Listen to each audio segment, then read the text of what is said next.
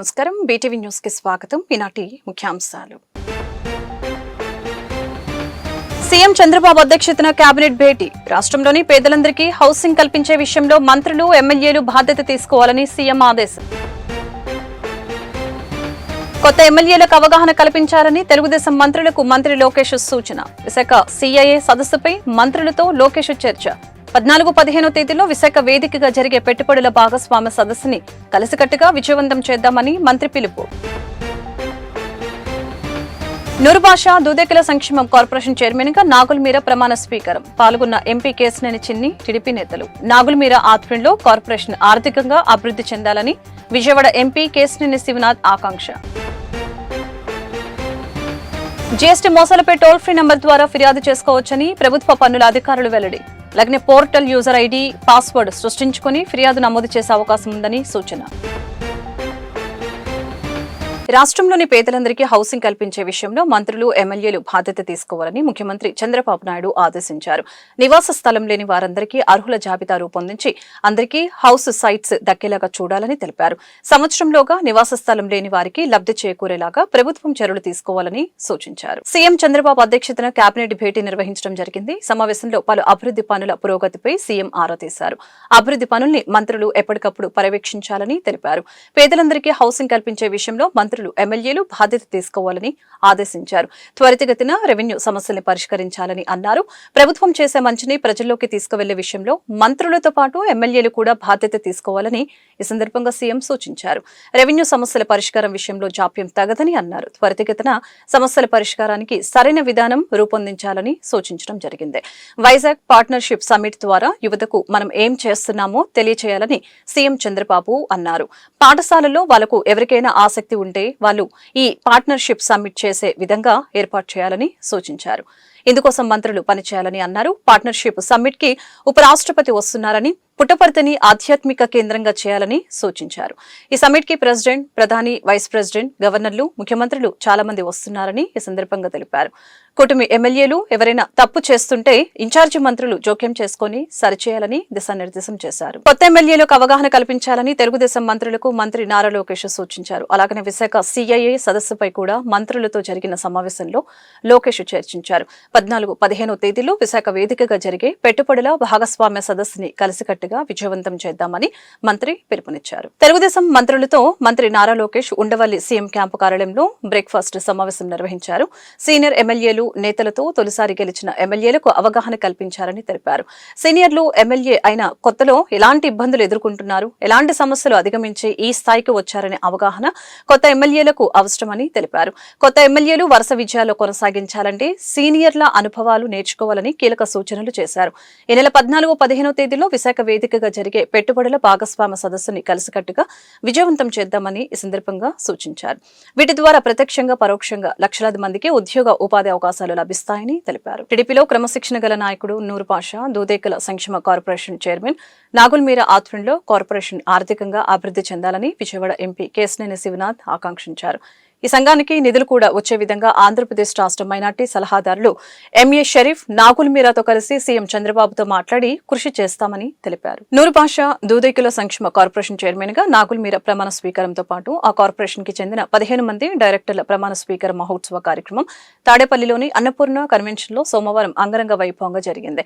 కార్యక్రమానికి Vijayawada MP Kesineni Sivanath, MLA Gadde Rammohan, Andhra Pradesh రాష్ట్ర minority సలహాదారులు ఎంఏ షరీఫ్ ముఖ్య అతిథులుగా హాజరయ్యారు. ముందుగా ఎంపీ కేశినేని శివనాథ్, ఆంధ్రప్రదేశ్ రాష్ట్ర మైనార్టీ సలహాదారులు ఎంఏ షరీఫ్, టీడీపీ వ్యవస్థాపక అధ్యక్షులు దివంగత మాజీ ముఖ్యమంత్రి నందమూరి తారక రామారావు విగ్రహానికి పూలమాలలు వేసి ఘనంగా నివాళులర్పించారు. అనంతరం నూరుభాష దూదేకుల సంక్షేమ corporation joint managing director Bhimashankarrao ఆధ్వర్యంలో కె నాగుల్మీర నూరుభాష దూదేకుల సంక్షేమ కార్పొరేషన్ చైర్మన్ ప్రమాణ స్వీకారం చేసి పదవి బాధ్యతలు చేపట్టారు. ఈ సందర్భంగా నాగుల్మీరకు ఎంపీ కేశినేని శివనాథ్, ఆంధ్రప్రదేశ్ రాష్ట్ర మైనార్టీ సలహాదారులు ఎంఏ షరీఫ్ పుష్పగుచ్చం అందచేసి సాల్వతో సత్కరించి అభినందనలు తెలియజేశారు. అలాగనే కార్పొరేషన్ డైరెక్టర్లకు కూడా ఎంపీ కేశినేని శివనాథ్ అభినందనలు తెలుపుతూ సన్మానించారు. ఈ రోజున చైర్మన్గా ప్రమాణ స్వీకారం చేసిన మా తమ్ముడు నాగుల్మీర గారికి, వేదిక మీద మా నాయకులు ఎంపీ గారు, మాకు దైవ సమానమైన షరీఫ్ గారు. ఎందుకంటే ఆయన చూస్తే నాకు సిద్ధి సాయిబాబా గారు గుర్తొస్తారు. ఆయన అంటే సిద్ధి సాయిబాబా గారు గుర్తొస్తారంటే టోల్ పెట్టున్నారు కాబట్టి అది కాదు. ఆ యొక్క ప్రశాంతమైన ఆ మాట,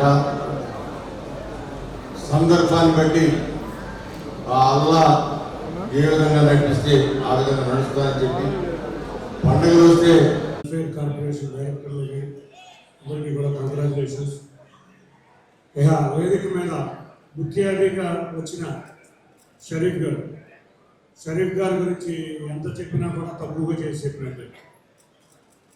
ముస్లిం సమాజమే కాదు, ఇవాళ ఆంధ్రప్రదేశ్ రాష్ట్రం అంతా అభిమానించే నాయకుడు షరీఫ్ గారు. ఇవాళ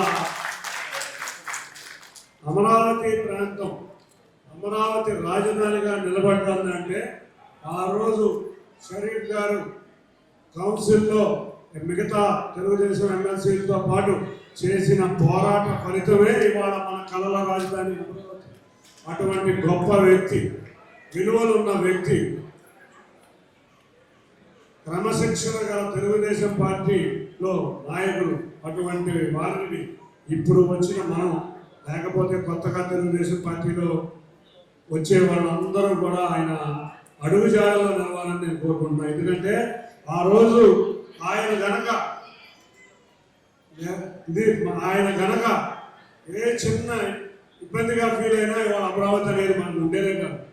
కాబట్టి ఇటువంటి వ్యక్తుల్ని మనం ఆదర్శంగా తీసుకోవాలని కోరుకుంటున్నాం. కొత్తగా వచ్చిన నాయకులు, కార్యకర్తలు కూడా ఆయన చూసి తప్పకుండా ఆయన అడుగుజాడలో ఉండాలి. ఇక మా గురువు గారు, ముద్దుగల గురువు గారు తెలుసుకుంటా ఉంటా. నా కుటుంబంతో ఆయన కుటుంబానికి 30 సంవత్సరాల నుంచి ఉన్న అనుబంధం. నా రాజకీయ ప్రస్థానంలో నా తొలి అడుగు నుంచి ఆయన నన్ను దగ్గరుండి నడిపించిన వ్యక్తి. నన్ను ఇవాళ ఈ విధంగా రావడంలో ముఖ్య భూమిక పోషించిన వ్యక్తి మా నాగుల మీరా గారు. అటువంటి వ్యక్తి ఎప్పుడూ కూడా జీఎస్టీ మోసాలపై ఫిర్యాదుల్ని టోల్ ఫ్రీ నెంబర్ 1915 ద్వారా తెలియచేయవచ్చని 17 భాషల్లో ఈ అవకాశం ఉందని వాణిజ్య పన్నుల శాఖ అధికారులు ఓ ప్రకటనలో తెలిపారు. పోర్టల్ యూజర్ ఐడి, పాస్వర్డ్ సృష్టించుకుని ఫిర్యాదు నమోదు చేసే అవకాశం ఉందని, ఇందులో వినియోగదారులు తమ ఫిర్యాదులకు సంబంధించిన పత్రాలను కూడా అప్లోడ్ చేయవచ్చని తెలిపారు. 8800011915 నెంబర్కి ఎస్ఎంఎస్ పంపిస్తే వినియోగదారుల్ని హెల్ప్ లైన్ ద్వారా వారు సంప్రదిస్తారని అన్నారు. ఇదే నెంబర్కి వాట్సాప్ ద్వారా కూడా సమాచారం పంపించవచ్చని అన్నారు. ఉమంగ్ యాప్, ఎన్సీహెచ్ యాప్ ద్వారా ఫిర్యాదులు చేయవచ్చని తెలిపారు. జీఎస్టీ సంస్కరణల తర్వాత అక్టోబర్ మొదటి వారం వరకు జాతీయ వినియోగదారుల హెల్ప్ డెస్క్ కి 3981 మంది ఫిర్యాదులు చేశారని, అత్యధికంగా పాల రేట్లు తగ్గలేదంటూ ఫిర్యాదులు వచ్చాయని తెలిపారు. మోందా తుఫాన్ రాష్ట్రంలో అంచనాలకి మించి అపార నష్టం కలిగించిందని, కేంద్ర ప్రభుత్వం ఉదారత చూపి ఆదుకోవాలని రాష్ట్ర ప్రభుత్వం కేంద్ర బృందాన్ని కోరింది. మోందా తుఫాన్ వలన 6,384 కోట్ల నష్టం వాటిల్లిందని, 901.4 కోట్లు తక్షణ సాయం చేసి ఆదుకోవాలని కేంద్రానికి విజ్ఞప్తి చేశారు. మోందా తుఫాన్ వలన వాటిల్లిన నష్టం మదింపు వేయడానికి కేంద్ర బృందం రాష్ట్రానికి వచ్చింది. కేంద్ర హోంశాఖ జాయింట్ సెక్రటరీ పాసుమి బసు, కేంద్ర వ్యవసాయ రైతుల సంక్షేమ శాఖ సంచాలకులు డాక్టర్ కె పొన్నుస్వామిల నేతృత్వంలోని 8 మంది సభ్యులతో కూడిన కేంద్ర బృందం సోమవారం ముందుగా అమరావతిలోని సచివాలయానికి వచ్చింది. ఈ బృందానికి సచివాలయంలోని ఆర్టీజీఎస్ లో అధికారులు స్వాగతం పలికారు. అనంతరం మోందా తుఫాన్ కలిగించిన నష్టం గురించి రెవెన్యూ శాఖ chief commissioner, land administration special chief secretary G Jayalakshmi, RTGS CEO Prakhar Jain లో పవర్ పాయింట్ ప్రజెంటేషన్ ద్వారా వివరించారు. అంచనాలకు మించిన అపార నష్టం కలిగిందని విజయలక్ష్మి చెప్పారు. వ్యవసాయ రంగానికి మోందా తుఫాన్ తీవ్ర నష్టం కలిగించిందని తెలియజేశారు. 1.61 లక్షల ఎకరాల్లో వరి, పత్తి, మినుము, మొక్కజొన్న పంటలు దెబ్బతిన్నట్లు తెలిపారు. అలాగనే 6,250 హెక్టార్లలో ఉద్యానవన పంటలు, 17.72 హెక్టార్లలో మల్బరీ తోటలకు నష్టం వాటిల్లిందని అన్నారు. 3,063 హెక్టార్లలో చేపల చెరువులు ధ్వంసమయ్యాయని వివరించారు. ఆర్ఎండ్బి శాఖకు సంబంధించి 4,794 కిలోమీటర్ల రోడ్లు, 311 వంతెనలు, కల్వర్టులు దెబ్బతిన్నట్లు తెలియజేశారు. జల వనరుల శాఖకు సంబంధించి 3,437 మైనర్ ఇరిగేషన్ పనులు, 2,417 మేజర్ మరియు మీడియం ఇరిగేషన్ ప్రాజెక్టులకి నష్టం వాటిల్లిందని అన్నారు.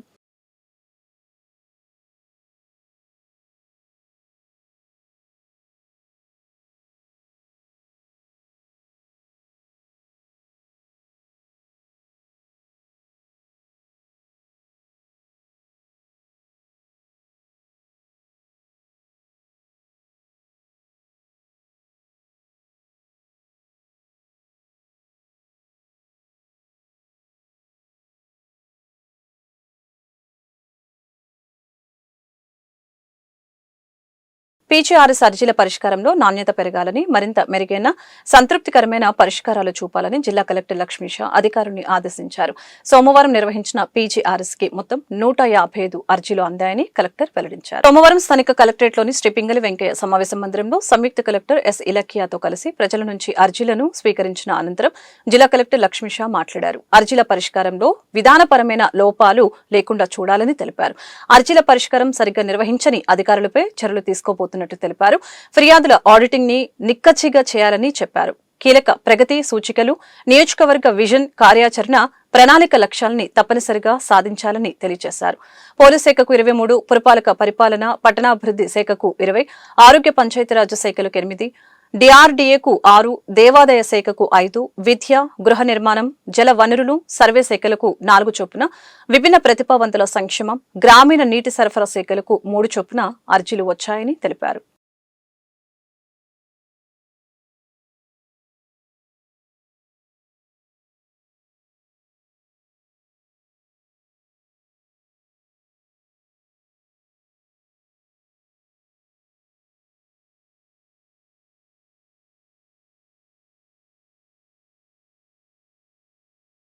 కూటమి ప్రభుత్వం అధికారంలోకి వచ్చాక సమాజంలోని పేద వర్గాలకు, చిన్న వ్యాపారులకి పూర్వ వైభవం వచ్చిందని సెంట్రల్ ఎమ్మెల్యే బోండా ఉమామేశ్వరరావు వెల్లడించారు. ఈ పరిణామం వారి ఆర్థిక స్థితిగతుల్ని మెరుగుపరచడంలో గణనీయమైన పాత్ర పోషిస్తుందని చెప్పారు. మొగల్రాజపురంలోని సెంట్రల్ ఎమ్మెల్యే చిరు వ్యాపారులకు P4 పథకంలో భాగంగా 3 తోపుడు బండ్లను ప్రభుత్వ విప్ సెంట్రల్ నియోజకవర్గ శాసనసభ్యులు బోండా ఉమామేశ్వరరావు అందజేశారు. ఈ సందర్భంగా బోండా ఉమా మాట్లాడుతూ ముఖ్యమంత్రి చంద్రబాబు నాయుడు ఇచ్చిన పిలుపు మేరకు P4 అనే ప్రత్యేక కార్యక్రమం ద్వారా వ్యాపారస్తులు, పారిశ్రామికవేత్తలు, కాంట్రాక్టర్ల వంటి ఉన్నత వర్గాల వారిని మార్గదర్శకులుగా నియమించి ఆర్థికంగా వెనుకబడిన కుటుంబాలకు సహాయం అందించే కార్యక్రమాన్ని చేపట్టామని తెలిపారు. నియోజకవర్గ శాసనసభ్యునిగా తన సొంత నిధులతో, వ్యక్తిగత చొరవతో సహాయ సహకారాలు అందిస్తున్నామని తెలిపారు. అందులో భాగంగా 24 డివిజన్ కస్తూర్బాయిపేట, వైదుర్గ, దమరల నరసమ్మ, జోగు కవితలకు తోపుడు బండ్లు పంపిణీ చేస్తున్నామని తెలిపారు. కస్తూర్బాయిపేట వైదుర్గ నా పేరు. అన్నయ్యకి బళ్ళకి అప్లై చేశాను. అన్నయ్య శాంక్షన్ చేశారు. చిరు వ్యాపారస్తులు మేము 3 బళ్ళు శాంక్షన్ చేశారు. కూటమి ప్రభుత్వానికి, చంద్రబాబు నాయుడు గారికి, ఎమ్మెల్యే బోండా ఉమా గారికి మా ధన్యవాదాలు. 24వ డివిజను కస్తూర్బాయిపేట. నా పేరు జే కవిత. మేము చిరు వ్యాపారస్తులు. బళ్ళకి అప్లై చేసుకుంటే బోండా ఉమా గారు బళ్ళు ఇచ్చారు. కూటమి ప్రభుత్వానికి, చంద్రబాబు నాయుడు గారికి, బోండా ఉమా గారికి ధన్యవాదాలు తెలియజేస్తున్నాను. 24వ డివిజన్ కమిటీ సభ్యులందరికీ, అటు మన ఎన్డీఏ కూటమి ప్రభుత్వం ఏర్పాటైన తర్వాత గడిచిన 60 సంవత్సరాల్లో ఎవరు చేయలేని పని, ఎంతోమంది ఎమ్మెల్యేలు వచ్చారు, ఎంపీలు వచ్చారు, కానీ ఎవరు చేయలేని పని 2014లో మొట్టమొదటిసారిగా మన కస్తూర్బాయిపేట అంబేద్కర్ కాలనీ వాసులందరికీ పట్టాలు ఇచ్చిన ఘనత మన బోండా ఉమామేశ్వరరావు గారిది. సెంట్రల్ నియోజకవర్గం బోండా ఉమామేశ్వరరావు గారు. అలాగే 2024లో ఎన్డీఏ కూటమి ఏర్పాటైన తర్వాత, ప్రభుత్వం ఏర్పాటైన తర్వాత 8 నెలలకే మన కస్తూర్బాయిపేట, గిరిపురం, అంబేద్కర్ కాలనీ వాసులందరికీ పట్టా రిజిస్ట్రేషన్ చేయించి కార్యక్రమాన్ని మొదలుపెట్టిన ప్రభుత్వం ఏదైనా ఉందంటే, మంచి చేయడానికి ఏదైనా ప్రభుత్వం ఉందంటే మా ఎన్డీఏ కూటమి ప్రభుత్వం. అందులో మా ఈ బోండా ఉమామేశ్వరరావు గారికి మేము ఎంతో రుణపడి ఉంటామని సభాముఖంగా తెలియజేసుకుంటున్నాం. ఈ అంబేద్కర్ కాలనీ వాసుల్లో కొంతమందికి ఈ తోపుడు బండ్లు అనే కార్యక్రమాన్ని కూడా మొదలుపెట్టారు. ఆ మొదలుపెట్టిన కార్యక్రమంలో కొంతమందికి ఈరోజు ఈ బళ్ళు ఇవ్వటం జరుగుతుంది. ఎమ్మెల్యే గారికి, మా చంద్రబాబు నాయుడు గారికి, ఎన్డీఏ కూటమి ప్రభుత్వం అందరికీ మా ధన్యవాదాలు. కూటమి ప్రభుత్వం అధికారంలోకి వచ్చినాక పేదవాళ్ళకి, చిరు వ్యాపారులకి మళ్ళా పూర్వ వైభోగం వచ్చింది. ఈరోజు ముఖ్యమంత్రి చంద్రబాబు నాయుడు పిలుపు మేరకు P4 అనే కార్యక్రమాన్ని తీసుకొని మరి మార్గదర్శకులుగా ఉన్నవాళ్ళని, అంటే వ్యాపారస్తుల్ని, ఇండస్ట్రియలిస్టుల్ని, కాంట్రాక్టర్ని, సమాజంలో ఉన్నవాళ్ళని తీసుకొని బంగారు కుటుంబాలుగా లేని వాళ్ళకి పెట్టి వాళ్ళకి ఏదో ఒక సహాయం చేసే విధంగా పెద్ద కార్యక్రమం తీసుకున్నాం. అట్లాగే మా సొంతగా మేము శాసనసభ్యుడిగా 9 డివిజన్లు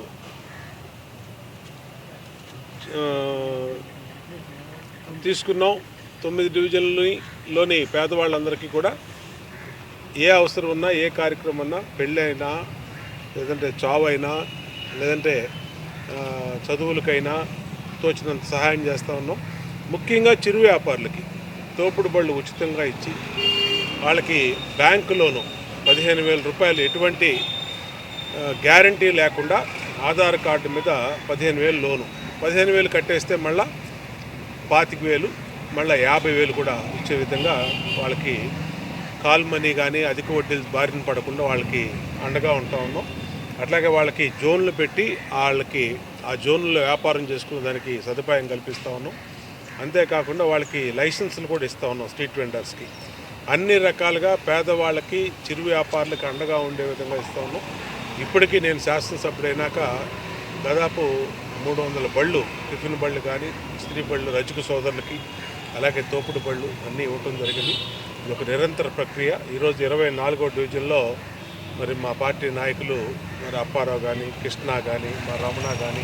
కోడూరు నియోజకవర్గం టీడీపీ నేత వేమన సతీష్, ఎంపీ గరికపాటి రామ్మోహన్లు ఎమ్మెల్యే సీటు ఇప్పిస్తానని 7 కోట్లు తీసుకుని మోసం చేశారని తమిళపాటి సుధా మాధవి ఆరోపణలు చేశారు. తామిచ్చిన డబ్బుతో ఆస్తులు కొనుక్కున్నారని వెల్లడించారు. డబ్బులు తిరిగి ఇవ్వమని అడిగితే కిడ్నాప్ చేసి చంపాలని చూశారని, కిడ్నాప్ చేసి చిత్రహింసలకి గురి చేశారని చెప్పారు. ముఖ్యమంత్రి నారా చంద్రబాబు నాయుడు, ఉప ముఖ్యమంత్రి పవన్ కళ్యాణ్, మంత్రి లోకేష్ న్యాయం చేయాలని ఆమె విజ్ఞప్తి చేశారు. రైల్వే కోడూరు నియోజకవర్గానికి చెందిన టీడీపీ కార్యకర్త తమిళపాటి సుధా మాధవి మురళీకృష్ణ గత ఎన్నికల్లో టీడీపీ నేత వేమన సతీష్ మోసం చేశాడని సోమవారం గాంధీనగర్ ప్రెస్ క్లబ్లో మీడియా సమావేశం నిర్వహించారు. ఈ సందర్భంగా వారు మాట్లాడారు. గత ఎన్నికల్లో ఎమ్మెల్యే టికెట్ ఇప్పిస్తానని 7 కోట్లు తీసుకుని వేమన సతీష్ తమని మోసం చేశారని, డబ్బులు అడిగితే కిడ్నాప్ చేసి చిత్రహింసలకి గురి చేశారని అన్నారు. తమ పూర్వీకులు సంపాదించిన ఆస్తుల్ని అమ్మి 6.5 కోట్ల రూపాయలు నగదు రూపంలో ఇచ్చామని, 50 లక్షల రూపాయలు బ్యాంకు ద్వారా చెల్లించామని చెప్పారు. తమను మోసం చేశారని గుర్తించి జై భీమరావు పార్టీ తరపున నామినేషన్ వేశారని, అందుకు తమను మానసికంగా వేధింపులకి గురి చేశారని తెలియజేశారు. ఒక్కసారి మాత్రమే నామినేషన్ వేశారని, ఆ తర్వాత విరమించుకున్నానని చెప్పారు. ఆ తర్వాత టీడీపీ కోసం కష్టపడి పనిచేసి ఎమ్మెల్యే సీటును గెలిపించుకున్నామని అన్నారు. తమకు జరిగిన అన్యాయం గుర్తించి ముఖ్యమంత్రి చంద్రబాబు నాయుడు, ఉప ముఖ్యమంత్రి పవన్ కళ్యాణ్, మంత్రి లోకేష్ తమకు న్యాయం చేయాలని కోరారు. సార్, మాకు అన్యాయం జరిగింది, మాకు న్యాయం చేయండి. వేమల సతీష్ గారు మా దగ్గర 7 కోట్లు డబ్బులు తీసుకొని టికెట్ ఇప్పిస్తానని చెప్పి మమ్మల్ని మోసం చేసి మా కాడ 7 కోట్లు డబ్బులు ఇప్పించుకున్నారు సార్. దానికి ప్రూఫ్లు మీ కాడ ఏమున్నాయి? అందరూ ఎవరైనా ఇప్పించుకుంటారు సెలబ్రిటీ. ఇది ఎవరు సార్? మా ఇంటి ఆయన సార్. ఇక్కడ వచ్చి మా ఇంటి ఆయన సార్. మా ఇంటి ఆయన పక్కన కూర్చోండేది సతీష్ గారు సార్. ఆ సార్ పక్కన కూర్చోండేది చూడండి సార్, అందరికీ తెలుసు, ఎంపీ గరికపాటి రామకృష్ణ సార్ గారు. చూడండి సార్, మేము ప్రూఫ్లు లేనిది అనవసరంగా ఏది మాట్లాడం సార్. మమ్మల్ని నమ్మించి మోసం చేసి ప్రతి ఒక్కటి మమ్మల్ని ఇక్కడంతా తిప్పి ఈ సార్ గారు వచ్చి చంద్రబాబు నాయుడు సార్ గారికి ఎస్కట్ సంథింగ్. చూడండి సార్, మధు సార్, మాకు తెలుసా సార్ వీళ్ళు? చూడండి సార్, మమ్మల్ని ఎంతగా మోసం చేసినారో మీరే చూడండి సార్. మీరే చూసి మాకు న్యాయం చేయండి సార్. ప్రతి ఒక్కటి మమ్మల్ని ఎంతగా నమ్మించి మా దగ్గర 7 కోట్ల డబ్బులు తీసుకున్నాక ఎంత మమ్మల్ని చేసినారో చూడండి. మమ్మల్ని తర్వాత ఎంత చిత్రహింస పెట్టారో అది కూడా పక్కా ప్రూఫ్లతో చూపిస్తాము. చూడండి, ఇక్కడ ఎవరు సార్? మా ఇంటి ఆయన సార్. ఇంకా మా ఇంటి దగ్గరికి తీసుకెళ్ళారు సార్ వేమన సతీష్ గారు. ఇక్కడ కూడా మా ఇంటి ఆయన సార్. మధ్యలో సార్ ఉన్నారు చూడండి సార్. ఈ పక్క వేమన సతీష్ గారు ఉన్నారు చూడండి సార్. ఇంకా నమ్మరా సార్? ఇవ్వరా సార్? చూడండి సార్, చూడండి, బాగా చూడండి. ఒక ఆడకూతుర్ని తప్పు తప్పుగా మాట్లాడడం కాదు సార్. ఆడకూతురు రోడ్డు మీదకి వచ్చిందంటే ఆ బిడ్డకి ఎంత అన్యాయం జరిగింటే రోడ్డు మీదకి వచ్చి మాట్లాడు. ముఖ్యమంత్రి సహాయ నిధి అనేది కేవలం ఆర్థిక సహాయం మాత్రమే కాదని అది ప్రజలకు ఆపదలు ఉన్నప్పుడు అండగా నిలిచే ఒక భరోసా అని సెంట్రల్ ఎమ్మెల్యే బోండా ఉమామేశ్వరరావు వెల్లడించారు. సోమవారం ఎమ్మెల్యే క్యాంపు కార్యాలయంలో సీఎం సహాయ నిధి చెక్కులు పంపిణీ చేశారు. బావాజీపేటకు చెందిన 16 మందికి 14,31,254 రూపాయలు విలువ చేసే చెక్కులను అందజేశారు. అర్హులైన ప్రతి ఒక్కరికి సకాలంలో సహాయం అందేలా చూస్తున్నామని, ఇది ప్రజల పట్ల ప్రభుత్వానికి ఉన్న బాధ్యతను తెలియజేస్తుందని తెలిపారు. ఈ ప్రక్రియ నిరంతరం కొనసాగుతుందని, అర్హులైన అందరూ ఈ పథకాన్ని ఉపయోగించుకోవాలని అన్నారు. రాష్ట్రంలో క్రీడా కోచ్ల పరిస్థితి అధ్వానంగా ఉందని, కోచ్లు కరువే ఉన్నారని డీవైఎఫ్ఐ రాష్ట్ర కార్యదర్శి జి రామన్న తెలిపారు. ఆంధ్రప్రదేశ్ డీవైఎఫ్ఐ రాష్ట్ర కమిటీ ఆధ్వర్యంలో విజయవాడ బాలోత్సవ భవన్లో క్రీడలపై చర్చిద్దాం అనే అంశంపై రౌండ్ టేబుల్ సమావేశం నిర్వహించారు. సమావేశంలో ఆయన మాట్లాడుతూ క్రీడా మైదానాలు లేక క్రీడాకారులు ఆటలకు దూరం అవుతున్న పరిస్థితి నెలకొందని అన్నారు. యువత ఆడుకోవడానికి ఆట స్థలాలు లేక మద్యం, డ్రగ్స్ కి బానిసలయ్యే పరిస్థితి ఉందని చెప్పారు. రాష్ట్ర ప్రభుత్వం క్రీడా పాలసీలు ప్రకటిస్తున్నా ఆ పాలసీ అమలులో చాలా లోపాలు ఉన్నాయని తెలిపారు. కనీసం అవుట్ సోర్సింగ్ కోర్సులకి నెలకు జీతం కూడా ఇవ్వట్లేదని చెప్పారు. పే అండ్ ప్లే పేరు పెట్టి ప్రైవేట్ వారికి అప్పచెప్పడానికి చూస్తున్నారని దీన్ని తీవ్రంగా వ్యతిరేకిస్తున్నట్లు తెలిపారు. నమస్కారం అండి, నా పేరు జి రామన్న, డివైఎఫ్ఐ రాష్ట్ర కార్యదర్శి. ఈరోజు భారత ప్రజాతంత్ర జీవన సమైక్య డివైఎఫ్ఐ రాష్ట్ర కమిటీ ఆధ్వర్యంలో మహిళా క్రికెట్ జట్టు ఏదైతే విజయం సాధించిందో అదంతా దేశమంతా గర్వించదగ్గ విజయం సాధించిందని చెప్పి వారందరినీ అభినందిస్తూ, అట్లాగే రాష్ట్రంలో కూడా క్రీడాభివృద్ధి మీద ఒక డిస్కషన్ జరగాలనేటువంటిది ఈరోజు చర్చగోష్ఠి పెట్టాము. ముఖ్యంగా రాష్ట్రంలో ఈరోజు కోచ్లు పరిస్థితి అధ్వానంగా ఉంది, కోచ్లు కరువై ఉన్నారు. అట్లాగే ప్లే గ్రౌండ్ లేక ఈరోజు ఆటలకు దూరం అవుతున్న పరిస్థితి వచ్చింది. ముఖ్యంగా యువత ఈరోజు ఆడుకోవడానికి ఆట స్థలాలు లేక డ్రగ్స్ వైపు, మద్యం వైపు ఈరోజు బానిసయ్యే పరిస్థితి నెలకొల్పే పరిస్థితి ఉంది.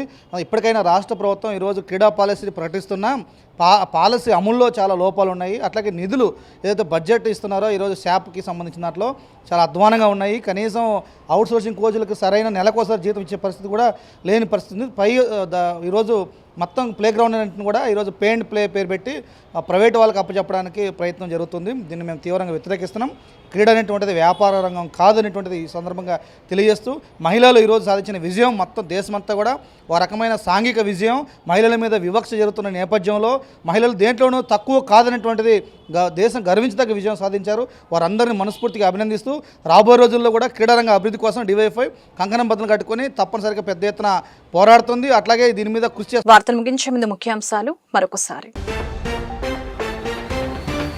సీఎం చంద్రబాబు అధ్యక్షతన కేబినెట్ భేటీ. రాష్ట్రంలోని పేదలందరికీ హౌసింగ్ కల్పించే విషయంలో మంత్రులు, ఎమ్మెల్యేలు బాధ్యత తీసుకోవాలని సీఎం ఆదేశం.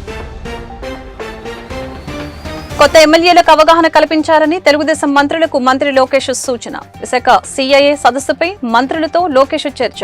14-15 తేదీలో విశాఖ వేదికగా జరిగే పెట్టుబడుల భాగస్వామ్య సదస్సుని కలిసికట్టుగా విజయవంతం చేద్దామని మంత్రి పిలుపు. నూరుభాష దూదేకుల సంక్షేమం కార్పొరేషన్ చైర్మన్ గా నాగుల్మీర ప్రమాణ స్వీకారం. పాల్గొన్న ఎంపీ కేశినేని చిన్ని, టీడీపీ నేతలు. నాగుల్మీర ఆధ్వర్యంలో కార్పొరేషన్ ఆర్థికంగా అభివృద్ధి చెందాలని విజయవాడ ఎంపీ కేశినేని శివనాథ్ ఆకాంక్ష. జీఎస్టీ మోసాలపై టోల్ ఫ్రీ నంబర్ ద్వారా ఫిర్యాదు చేసుకోవచ్చని ప్రభుత్వ పన్నుల అధికారులు వెల్లడి. అలాగే పోర్టల్ యూజర్ ఐడి, పాస్వర్డ్ సృష్టించుకుని ఫిర్యాదు నమోదు చేసే అవకాశం ఉందని సూచన.